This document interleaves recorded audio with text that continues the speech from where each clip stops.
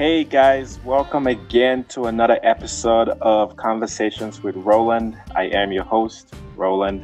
And on this show, Conversations with Roland, my goal is to celebrate the diversity of life and remind each and every single one of you listening how infinitely creative you are.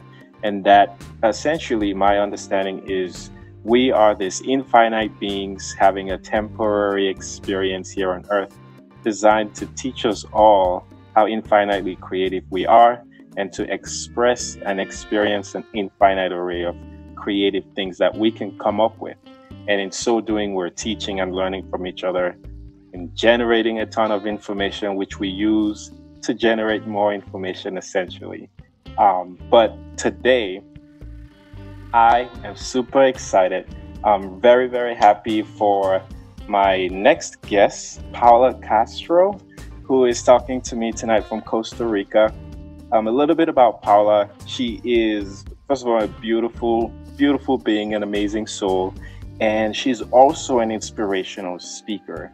She has worked with companies like The Gap, Firestone, right? Hewlett Packard, just to name a few. She's also an author.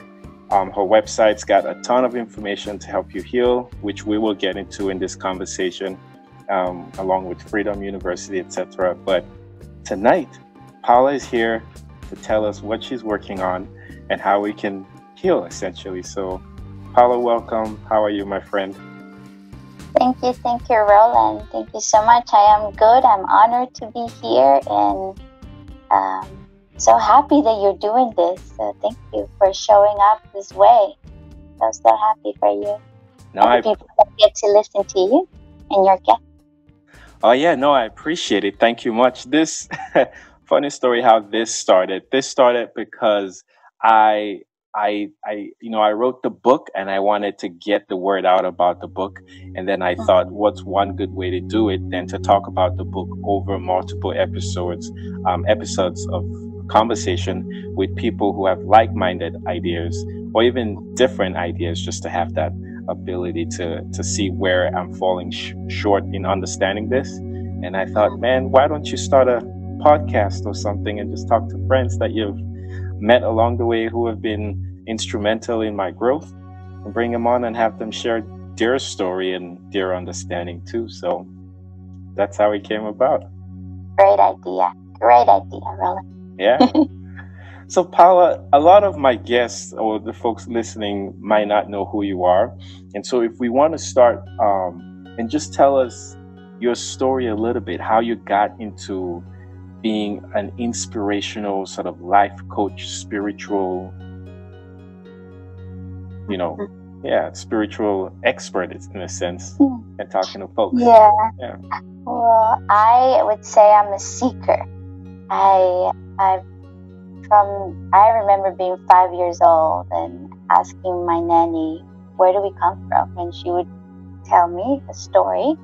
And I'll be like, but there's something missing there. We come from somewhere. There's a deeper explanation. I was really little, and I remember thinking this.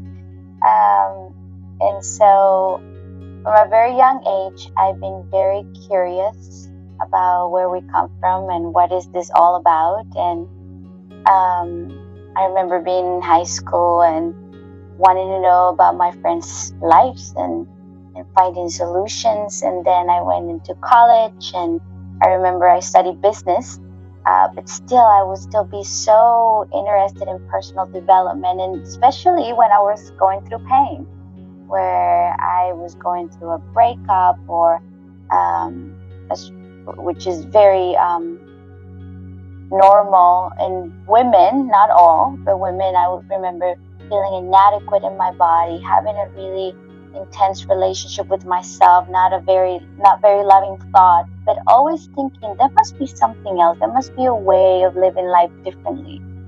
And whenever someone would talk about positive psychology or motivation, I would get so interested, hungry for that information. So I would say I was born a seeker, and then life takes you to those paths where it hurts, where you're confused, when you don't know what the next step is. And then me and my journey have always wanted to know how to get out of there in the most positive way, for lack of a better word, or loving and kind way. And when I was about 26, I started teaching English in Brazil because I was living there. And I discovered my passion for teaching. I never knew I loved teaching until then. And I was a business administrator, but then I had to teach because that was the only job I could get at the time. And it was probably one of the most beautiful serendipities that's ever happened to me to become a teacher. And I wasn't teaching personal development, I was teaching just the language. But after that, that also was awakening me how much I love teaching. And then I put the two together at some point when I was about 27, 28. Right now I'm 34. So I've been doing this for 7 years. Professionally, I graduated as a coach. And it's been an amazing journey of teaching what I'm learning. And also when you're a teacher and you're also a student, a good teacher is also a student, a diligent student. And to also see how when you're teaching this, it just makes you accountable. So showing up for you and showing up for your students has been one of the most honoring paths and humbling as well, because sometimes I'm like, oh my God, look at me, I'm teaching exactly what I need to apply in my life. So it's been interesting, very, very humbling and very beautiful path. Oh wow. But that was definitely true. That sounds like the path for a lot of people that I've talked to, in that growing up, sort of the conditioning that you were around left some questions unanswered still. Right? And even as a teacher, you say you're still a lifelong seeker is the word you use, or a lifelong student essentially. But so that growing up and asking those questions and getting the answers, you still thought there is a little bit more to this than what I'm hearing. Yes. And that was the case with me too, growing up back in Cameroon. Right around, I believe mine started when I was 8 years old. And the teachings I was getting from school or religious teachings, I just thought, man, there is something odd about this. And I remember one of them was when I found out that one of my classmates was a Presbyterian Christian. I got really confused about that. Like, why is there another Christian religion, for instance? You know, they should only be Catholics or something. And so those were the kind of things that really, not that they bother me, but I just questioned them. Like, what are you guys doing that's different? Why do we need another one? And that was my path to asking, questions about, is there more out there? Which, yeah. And today, as a teacher, one of the big things you're teaching or talking about to your students or people you're working with is trying to remind them that they are enough, essentially, right? And on your website, you say your goal is to help folks remember. I really love that word, remember. Remember your innate worthiness and how to live a life of peace and fulfillment. Like that's a tall order. I mean, so can you talk to me a little bit about what you mean by innate worthiness and where that comes from? So we have this belief, or most of us, or at least I had it, where you think you need to work for your worthiness. You need to achieve. You need to be perfect. You need to be liked. You need to be a good boy. You need to be a good girl in order to be worthy, in order to be seen, in order to be heard. And that is a very, how would I say, very simple way of seeing life. But if you want to go a little deeper, we understand at a spiritual level, if we are breathing, if our hearts are beating, that means we're already worthy. Otherwise, that wouldn't be happening.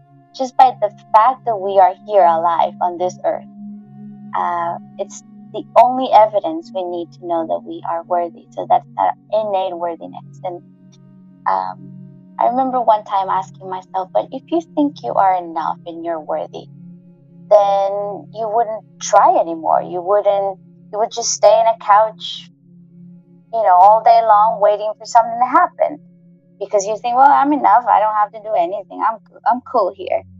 And the reality is that when I feel worthy, when I feel enough, the amount of inspiration, the amount of enthusiasm, which, by the way, inspiration comes from the Latin word inspirado, in spirit.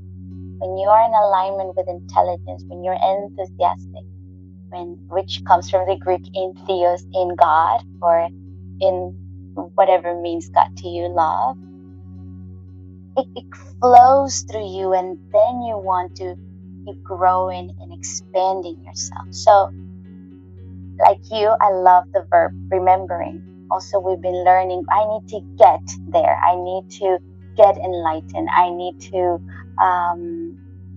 get better. And I don't, I use it because sometimes it's so part of the language, but the verb getting means that you're not, and then you need to chase something outside of yourself. But when we say remember our innate worthiness, we go to the center of ourselves, which for me, it's our hearts, our heart centers. You go there, you get very quiet. And if it was just for a split second, you remember that you're worthy. You'll see that the amount of action that wants to come after that, it's immense. You just want to be a creator. So that's what I mean by remember our innate worthiness. And how do you remember? If your listeners are asking them, how do I remember that? We need to get quiet. We need to get away from the noise a little bit, get away from the outside circumstances, and go back to silence, to that little space. And sometimes I tell people, if you start with a split second, that will be enough. We just need a moment right there in the silence, in between the thoughts, to remember. And it's not an intellectual knowing, it's a beingness knowing.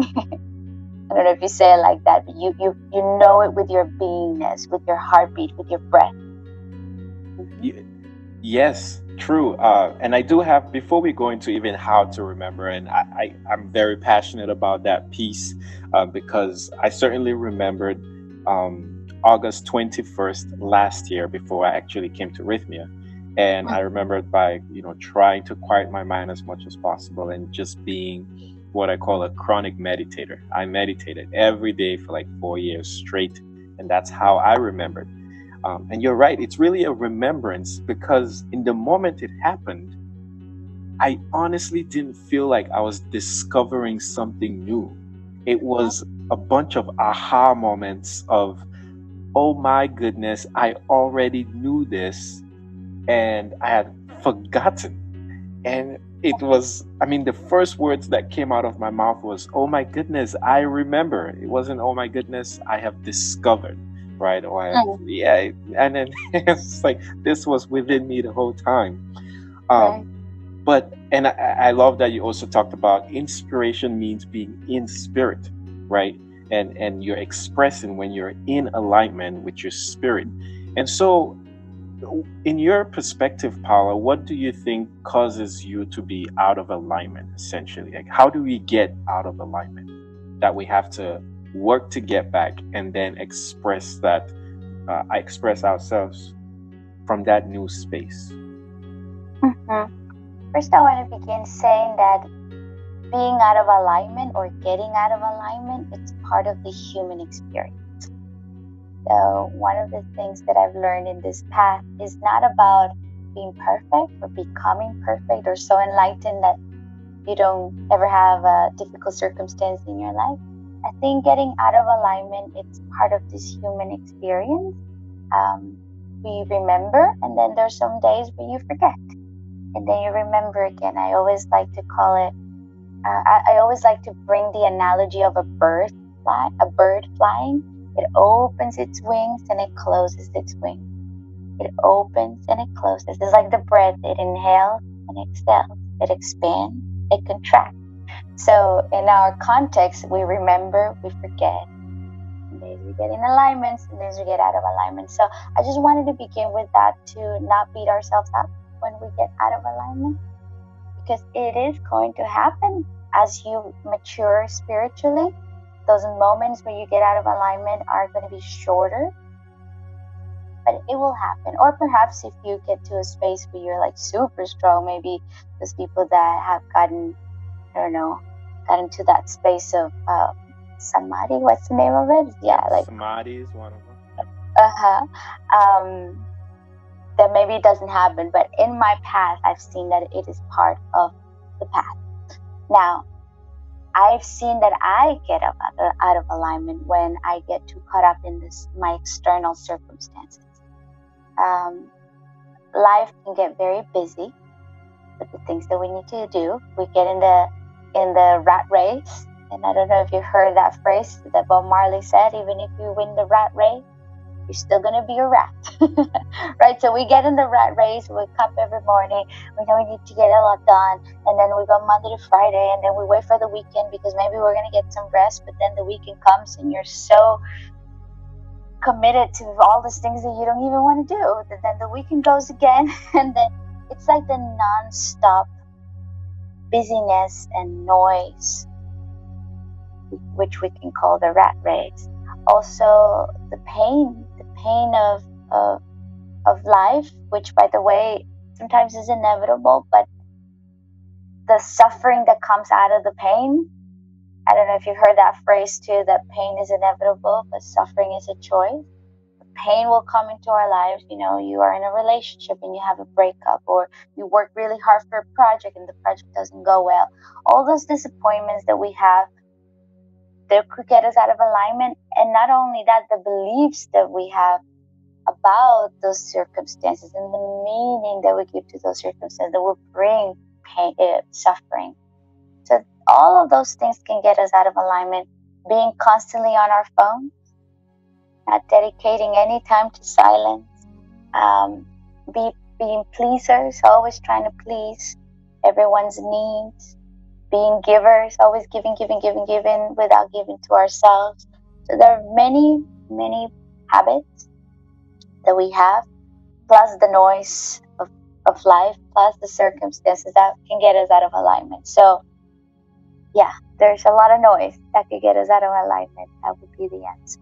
Yeah, there is. And I feel as though even if you do remember this information about your innate worthiness or your infinite self, which we do, like you said, while you are on earth here experiencing life in this environment, it is inevitable that you're going to have to experience both the in and out of alignment piece. And I like your analogy of breathing in, breathing out, or a bird flapping its wings while it's flying. Yeah. And that's one of the things I hope that my work is reminding folks. And after my understanding, my biggest message, or one of them, has been for anybody to be authentic in the moment all the time. And that authenticity requires that, of course, you remember who you are, but then that when you express yourself fully, authentically, you're teaching a lot and you're also learning a lot in the moment. And because you can't avoid these feelings of being in alignment or out of alignment, it's essentially like the best thing you could do is not shortchange yourself, right? Whether you are, into woodworking, do it to the fullest. If you're into, painting, paint to the fullest. Always do it, whatever it is you're doing, to the fullest. And while you're doing that, you're going to experience both. I mean, somebody's going to say your painting is awful.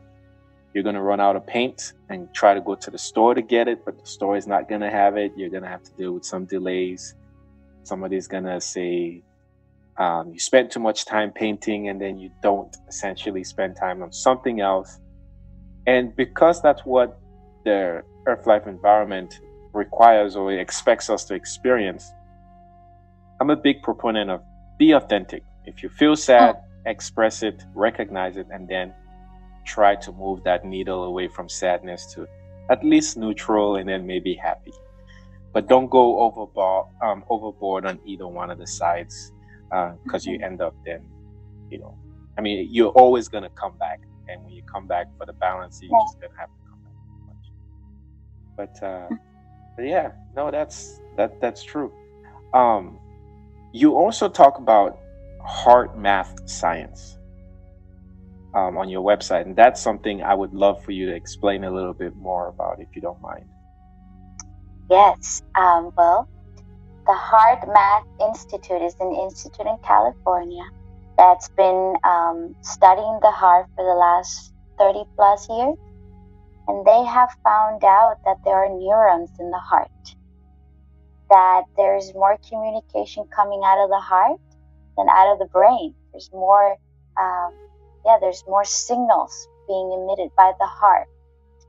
Thing is that we forgot that. We forgot to live from our hearts, and we have believed that it's through our intellect where we need to figure it all out. Now, the intellect is a great tool. We need it. This beautiful brain that was given to us. It's a wonderful technology. Now, I like to think of the brain as the servant and not the boss. The boss is the heart.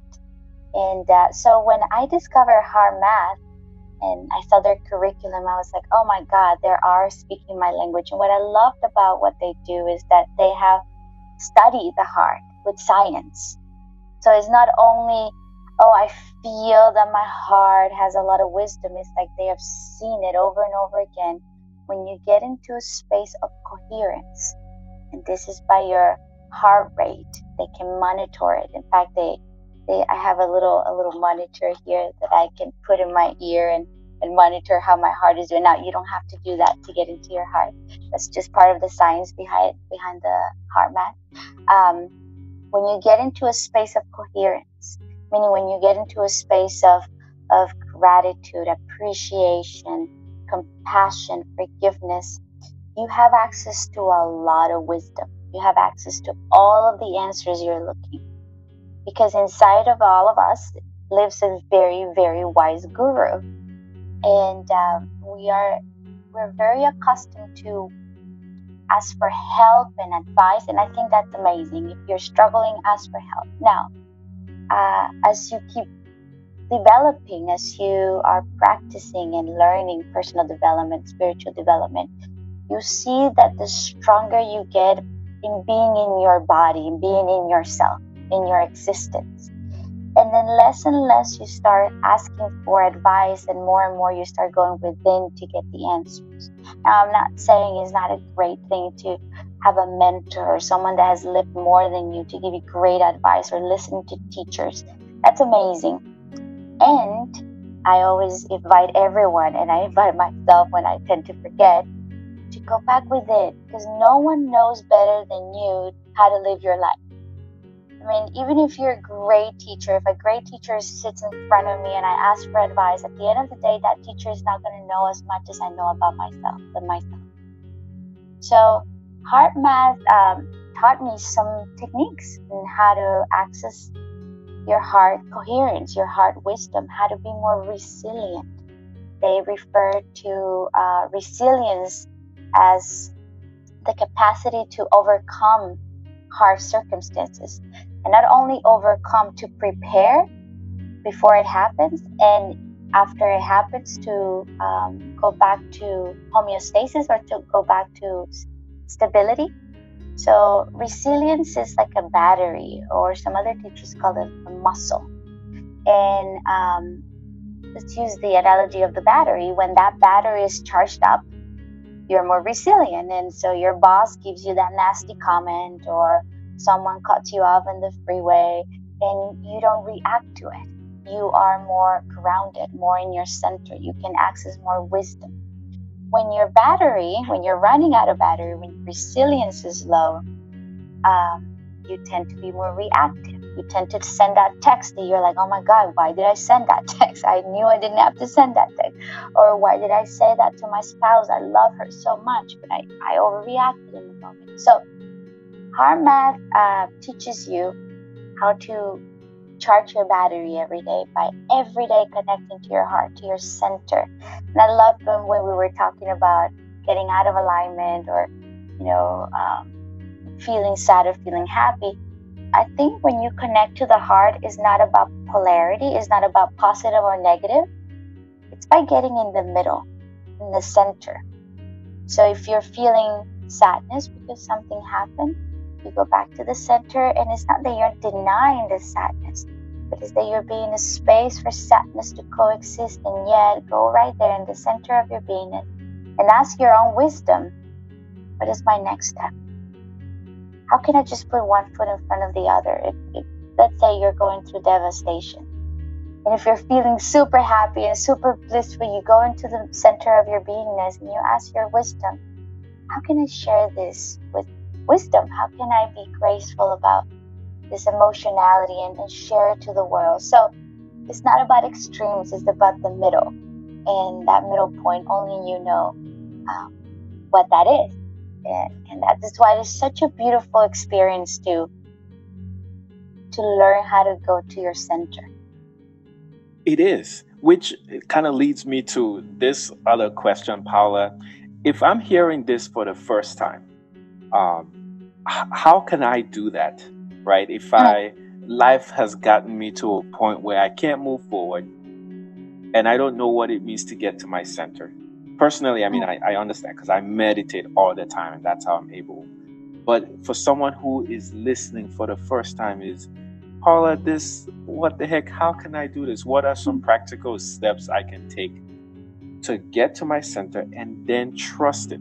I mean, if I've made decisions in my life that have left me feeling really, really down, how can I trust that I would, have the answers on what to do next? First thing that comes to mind is that, yes, we need to learn how to trust ourselves. Yeah. And to trust ourselves, we need to learn how to be in our body, in the moment with ourselves. So by saying being in our bodies is to learn how to take a deep breath. A deep breath in that moment. Just take yourself out of the situation. Maybe you have to go to the bathroom. Let's say you're having a moment where you're very, very triggered. And it's very normal that we want to call our friend and tell the friend what happened and complain. Very normal that we want to go on social media and complain in social media what just happened to us. It's very normal that we just want to numb out, just watch Netflix. Some other people will go and just want to party and drink alcohol. We have our coping mechanisms to escape, to cope with what just happened. My first suggestion is that instead of doing that, I know it's a big force. Sometimes I used to binge eat, for example. Food was my escape. I went to food I don't want to feel, and that's what I did at the beginning of my journey. And even, after learning these teachings, I would still do it. And it wasn't until I taught myself to be with myself in the moment of discomfort. I would just sit myself, literally like I was a mom and there was a little girl inside of me, and I would be like, we're going to sit. I know I want to go eat. I know I want to go have the cigarette. I know I want to call my friend and I want to tell her, let's go out tonight. I would bring myself to a chair and say, sit. I need you to tell me what is it that I'm feeling. So I would ask myself, what am I feeling in this moment? And sometimes I'll be like, oh my God, I feel so confused. I feel so angry. And I will just take a deep breath in the anger, in the midst of the sadness, in the midst of the confusion. And little by little, even if it's just for 2-3 minutes, just to give myself the permission to be in my emotions, in my feelings. Most of us have been taught how to not be in our feelings, numb it out.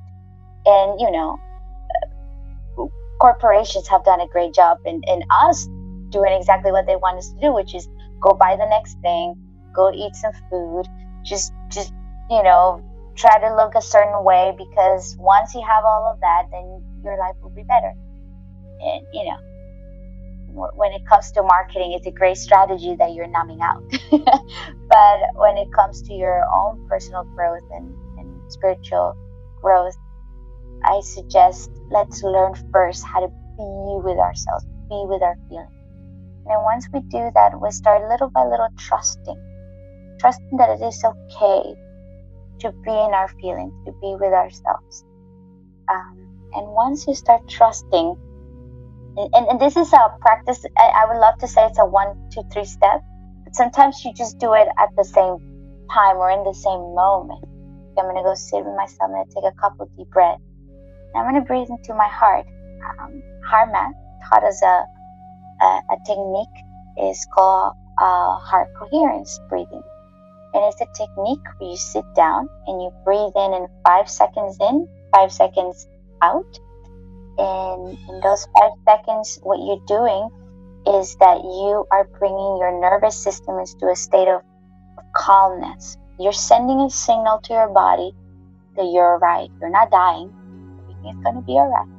Just by breathing alone. Even if your mind is going 1,000 miles an hour, thinking and complaining and feeling super triggered, just breathe in 5 seconds in, 5 seconds out, and just doing that breath, and also imagining that you have a little tiny nose in the center of your heart that you could breathe through your heart. And if you do that 5 minutes a day, in time you'll see that you'll get a lot stronger when you're in a moment of being triggered, of being out of alignment, or being in big emotionality. Does that answer your question? Yes, it does. And it really does. The breathing, which you ended on, I absolutely love. We did a lot of breath work and breathing techniques down in Brisbane, and I very vividly remember your breathing meditation that we did in one of the classrooms. And that's something I just never ever did before. Imagining that my heart had its own nostrils, essentially, or nose, and just breathing in through the heart. And it was eye-opening to me how calming that was, which also helped me realize that with meditating or with breathing, which I have a YouTube video about taking time to breathe as one of the most effective ways to heal, because the breath, I believe, is that which sustains us here on earth, right? We can go a couple of days without drinking, a couple of days without eating or binge watching Netflix, but you can't go a couple of days without breathing. And so I always found out fascinating that if we're spending all this time breathing up to 24,000 times a day and not paying it any attention, we are doing ourselves a disservice. So the breath is powerful, and every meditation technique that I've come across always kind of reminds you to go back to the breath. Even in business school, if you're doing, say, leadership coaching, it kind of always goes back to the breath. And then it also goes back, even though they won't say it as in a spiritual sense, they talk about learning to cope with stress, and then knowing who you are so that you're presenting yourself fully aware of your strengths and weaknesses. Then you can surround yourself, say, with people who complement you. And that goes back to spending time with yourself, which is what you kind of mentioned, is at the end of the day, nobody's going to know Paola Castro better than Paola Castro. Right. And I have found that a lot of us are very afraid of getting to know ourselves. Yeah. We're afraid of what's going to come up when we start to sit down and think, okay, who has Roland become? Or who is really Roland? And is this who I want to be, or do I want to change? And when you start to sit and really pay attention to what you've become, that is the scariest thing ever, because no one is a bigger critic to you than you are. Yeah. But by actually facing yourself in that sense, like you talk about the mother-daughter kind of relationship, or just even yourself, just facing yourself, if you can do that over time, you are really going to experience significant amount of personal development and growth. Which is what I push for. And I say, the more you do that, the more you're going to be authentic. and the more authentic you are, then the better it is for everybody. Because even in your authenticity, if you're worried about, I believe, say, being viewed as a bad person or a good person, once you wake up, you realize that those are just subjective descriptions that change all the time. And once you're authentic, those kind of fall down the wayside. They start to diminish, and you move through life like presenting yourself, and you're gonna inspire a lot of people, and a lot of people, they're gonna say, hey, this guy's crazy, but you're comfortable with yourself and you're able to cope, right? So knowing yourself, having that relationship with yourself, and being able to cope helps you then develop a really good relationship with people around you and what you're doing. That's kind of what they see. But no, that's good. That's really good. Yeah, I like that. Now, HeartMath, I'll try to put a link down to that at the bottom of this conversation if anyone's interested in studying more about it. Also have a link to Paola's website. It's called paolacastrocoaching.com. Lots of resources on there. She also has a YouTube page, a Facebook page, Facebook account. She's on Instagram as well. And she's putting out a lot of inspiring content. I love it. I mean, if companies like HP and The Gap, even TEDx, I believe you've worked with, want to work with you, certainly seek her out and work with her. I mean, what do you think? I was just, before you said, thank you so much for inviting people to my website and all of that. I was thinking about how so many philosophers have talked about knowing thyself. And yes, we are afraid of going in because we're afraid of what we might find there. But most of the time, I would say to people, what you find at first, you may not like, but you also will discover that it's just an illusion. Just thoughts and beliefs that you picked up from your family, from your environment. They're not even yours, things that are not even yours. And so when you get to know yourself and you get to heal and forgive yourself and love yourself, which self-love is, once we love ourselves, anything can be possible. Once you start having that beautiful relationship with yourself in this human experience, man, the only thing I can think is that everyone goes back and says, how didn't I do this faster or quicker or before? And I mean, it's all happening in perfect timing and perfect unfoldment. But whoever is listening to this podcast, I would say, yes, it might be a little bit scary at first, but it's one of the most liberating things you can do when you know yourself and you heal yourself and you love yourself. That is true. That is true, Paola. And that was my feeling. I remember right after I had my experience, and I thought, holy crap, I wish I started meditating when I was in college, right? Then I would have had this a lot faster, and then I would have done way more. But at the same time, I stopped, and you also recognize that, well, no, it's not bad that it didn't happen before, because looking back at my life's journey and everything that happened, I saw that all my very emotional experiences were actually teaching me this information. But the choices I made just took me down a different path, which is really comical. But it's also very comical, because you look at it and you're like, so that's why that happened. Right. It all makes sense. Yeah. And you kind of feel relaxed, and then you laugh. It's comical to me because it really is an illusion. And then you can laugh at yourself that you took so many things so seriously when you're playing this game. And then it also reminds you how brave you are to sign up for this show. For this experience, right? For this show. Yeah, and also, life is always happening for us. It's never happening against us. So that's that's another way to heal and to know thyself, is to take 100% responsibility of our existence, because everything is always happening for us. So when you see that situation is happening for me, I don't know how I created it, but at some point I'm going to find out that it all makes sense. Yes. So that's another part of that makes us feel so liberated when we are in this space of personal development and spiritual development, is that the amount of freedom that comes when you see, oh, everything happened for a reason. I chose this family even though it was so painful. Oh, that boyfriend, that girlfriend that broke my heart. Oh, they were just opening my heart. Oh, they were breaking my heart open so that the light can come in.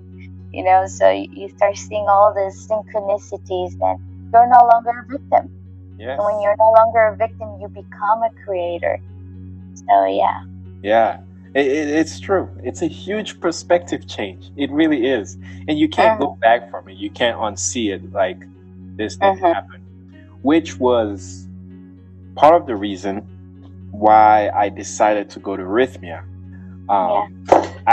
Sorry about that. I'm here messing around while recording this. But so after I had my awakening, right, it all happened, and I'm on this high the entire week, and I'm trying to talk to friends, and I just sound crazy. I mean, you do, because your life just changes in an instant.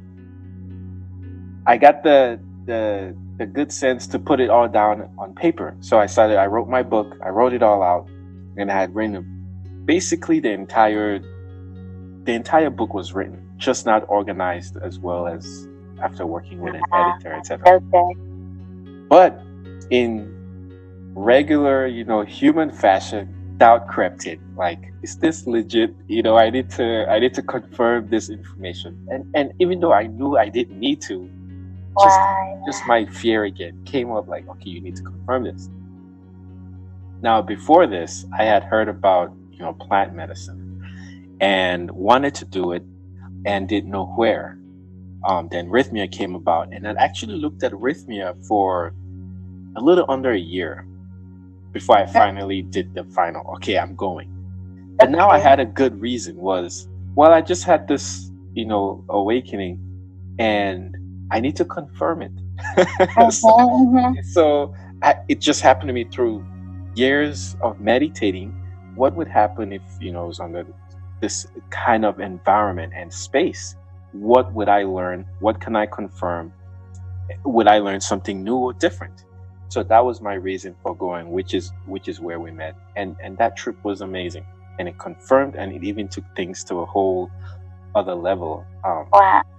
My awakening here, I kind of got really excited and probably stopped a little bit too quickly, because I had 3 waves, and it was like, okay, maybe I've opened up my bottom 3 chakras. If I waited for all 7, which is what happened to me at Rhythmia, then it would have been so 3 came about here locally, and even with those 3, huge change. Then I go to Rhythmia, and then it was the full one, and it happened on Wednesday night, Thursday morning. I think it was ladies' night. I'll never forget. Of course, you can't. But yeah. And so, by the way, with if anyone is listening to this, they are probably familiar with Rhythmia if they're coming from, one of Paola's postings of this podcast. But if you aren't, please check it out. Rhythmia is this really amazing environment down in Costa Rica. It's run by Jared Arnold Powell. And it's kind of like a 5-star resort where you can take plant medicine. But there's a lot of teaching there, and Paola is one of the speakers, or was one of the speakers. I found out that they might be moving on at Rhythmia. That's where we met.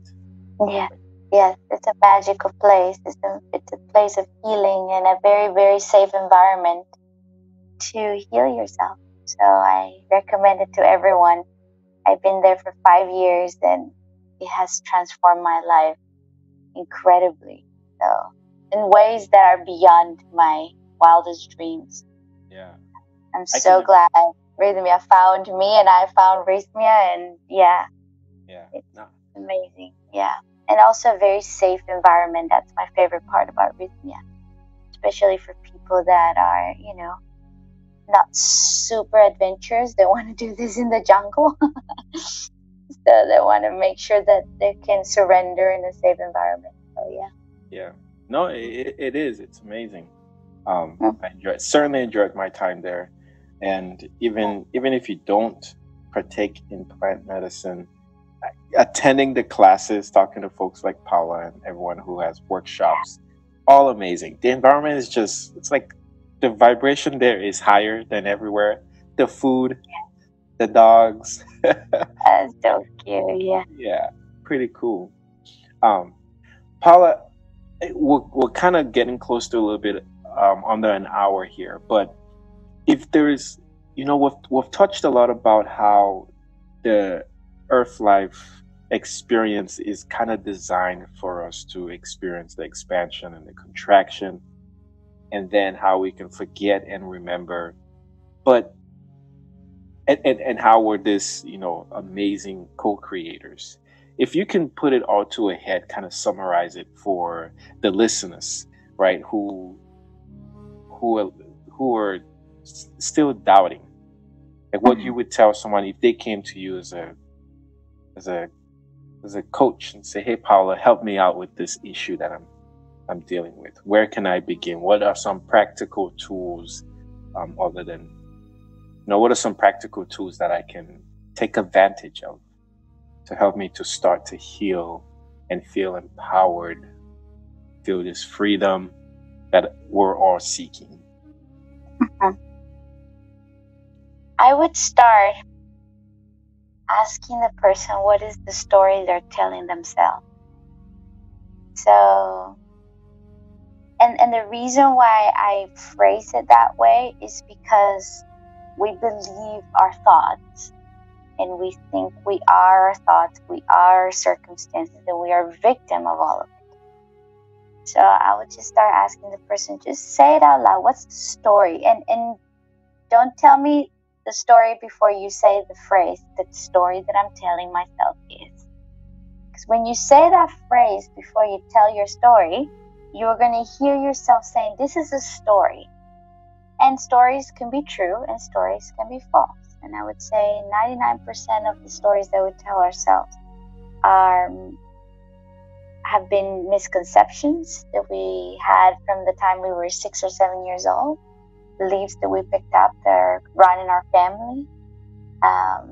They're based on fear, lack, scarcity. So first of all, I will pay attention to the story. Also, in the story, I will pay attention to the patterns. I always say to people, pay attention when you're getting triggered. So where in your life you're triggered? What in your life is not working? There is a lot of information there. And if you're ready to be a student, not a victim anymore, just like a student, bring curiosity. Oh, look, this is my 3rd job and I'm complaining about the same. Oh, look, this is my 2nd or 3rd marriage or relationship, and the same exact thing is happening. But the common denominator is not the partner, is not the bosses. The common denominator is you. Or, oh, every time someone behaves that way, I get deeply triggered. So pay attention to what bothers you, what's not working, and see the story and the pattern behind. So just by observing it, just become the observer. Second of all, ask, what is it that I need to forgive? Forgiveness is one of the most liberating things. Do I need to forgive myself? And I would say to most people, begin with yourself, because it will be really hard to forgive others if you don't forgive yourself first. What do I need to forgive myself for? Pay attention if you're very, very hard on yourself, which I would say, again, is most of the people. Most people are very hard on themselves. They say really mean things in their own mind. Notice the conversation inside yourself and start bringing some compassion. I always like to say when I'm explaining compassion that hurt people. And because we're beginning with yourself, you're probably hurting yourself because you're hurt. Can we bring some compassion to the inner dialogue? Maybe you start saying, what if I'm not that broken? What if there's a way out? Maybe start bringing some curiosity. What if I could love myself? Just open the door, especially for those of you that can hear this conversation as maybe too woo-woo or too out there or too positive. Let's just start with some questions that may open the door a little bit, just a little step. After forgiveness and compassion to ourselves, I would say start showing up. Start picking up books, audiobooks, podcasts, information that feeds your soul, that feeds your heart. Become the hungry student. Because when you want it, when you want the change, when you want the healing, the universe responds to that. It shows you the teacher. It puts you in Roland's, podcasts. Someone posted and then you follow that up and follow your intuition, and now you're listening to this conversation. This is like answer prayer to the universe. You're here, not by coincidence, by synchronicity. So get hungry, get really hungry, and start showing up every day. We are what we do, moment to moment to moment to moment. The Greeks have a very interesting, the Greek philosophers have a very interesting terminology. It's called arete. And arete is showing up with excellence, moment to moment to moment. Not with perfection, but every moment, how can I show up? Okay, I'm feeling triggered, things are not going well at home, but what can I do? What could be the next thing? And you said it at the beginning. What could be the next thing, the one thing I can do to get out of this state, to get out of my victim story? It could be that I just go for a walk and I put on a podcast to listen to something positive. It could be that, I take a day off because I'm burning out, because I've been working so much. It could be that I can start saying no to things that I don't want to do because I want to be a little bit more authentic. So what is that little thing? And the more you show up, it's not an immediate thing. Sometimes you have very big insight, but I would say the most transformation happen in those little moments, showing up moment to moment to moment. And then after 2 months of doing that, 6 months, a year, you look back and you're like, oh my God, I have grown. But it takes persistence, and it takes also humility. As I said, in my path, so much humility has been shown to me, and just to keep showing up, because once you know it, you cannot know it. Once you know, you can pretend you don't know. And once you know, you start seeing that freedom, you start craving it more and more and more and more. And not only that, the beauty of all of this, Roland, it's like you woke up, and here you are doing this podcast, and here I am collaborating with you, and there are going to be people listening to this, and they're going to be sharing this with other people, and they're going to have their awakening, because I am convinced that we are going through a big ascension time. And that doesn't mean that we're going to get out of this earth and we're going to fly to heaven. I mean, maybe some people are going to transition before us. I mean, not maybe, for sure. Some people are going to be transitioning before us. But what I'm talking about is the ascension in vibration. The darkness is getting darker if you don't want to wake up. The pain it's being less tolerable. I think maybe back in the day, 20 years ago, 30, even 15 years ago, I would say, if you were in a relationship that you knew that you didn't have to be, if you were in a job that you knew that it wasn't fulfilling, if you were in an abusive situation that you knew it wasn't good for you, I think people were more tolerant to that. I think our ancestors were more able to say, okay, whatever, this is life, right? It is what it is. But I think we're getting into a moment in our time that's being, where we're saying, I can't do this anymore.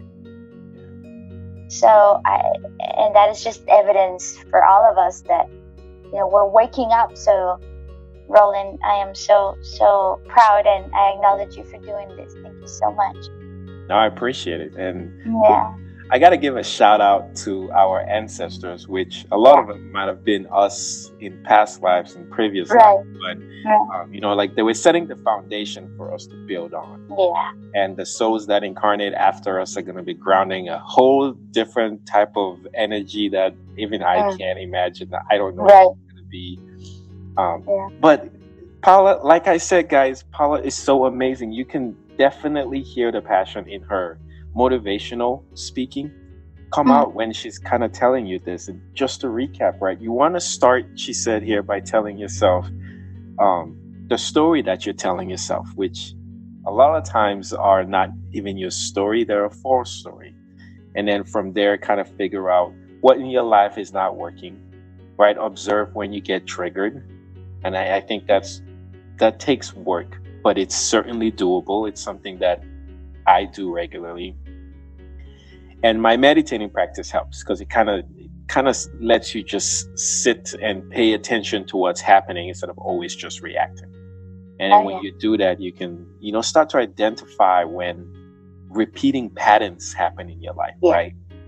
And then people kind of predict who you are, and they can even use that to take advantage of you, to know that, you always react this way to this, or you always like this, and then you're right. And so pay attention, observe who you are and how you're presenting yourself to the world. And then when you recognize the things you want to change, and I love this so much, Paola, forgive yourself first. I tell people this, when, like, your biggest challenge is if you can't accept yourself. I think it's huge. So forgive yourself. Accept that you are falling short in something you personally want to change.